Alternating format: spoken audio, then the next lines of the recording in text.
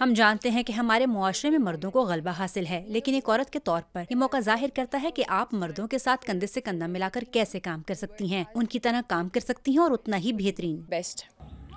پاکستانی فوج میں بھرتی ہو چکی یہ کچھ نئی کیڈٹس ہیں جو اس وقت پاکستان ملٹری اکیڈمی کاکول میں تربیت حاصل کر رہی ہیں۔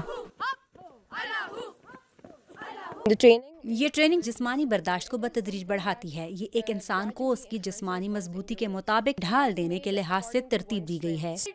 کاکول کی ملٹری اکیڈمی میں مرد اور خواتین دونوں کیڈٹس ایک ہی جیسی سخت تربیت اور مشقوں سے گزرتے ہیں جو ان کے اسٹیمنا کا امتحان بھی ہوتی ہیں۔ عسکری تربیت، برداشت کی مشقیں اور آتشی اسلحہ چلانے کی ٹریننگ چند ایسے فزیکل کورسز میں سے ہیں جن سے اکیڈمی کے سبھی مرد اور خواتین کیڈٹس گزرتے ہیں۔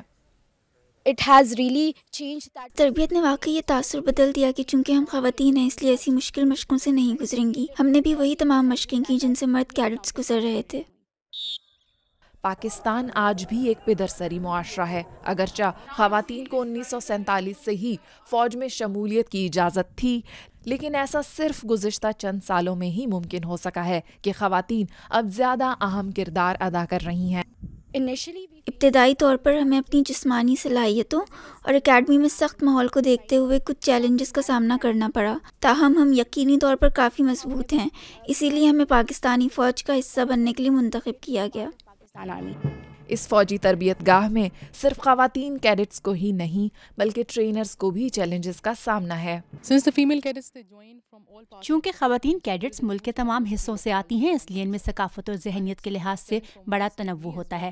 میرے لیے پلاٹون کمانڈ کے طور پر ان کی سویلین ذہنیت کو فوجی ذہنیت میں ڈھالنا ایک بہت بڑا چیلنج ہے، لیکن یہاں اس اکیڈمی میں جو نظام ہے وہ انہیں اس شخصیت اور کردار میں لے آتا ہے جن میں ان کی بہترین ہمت اور قابلیت نمایاں ہو۔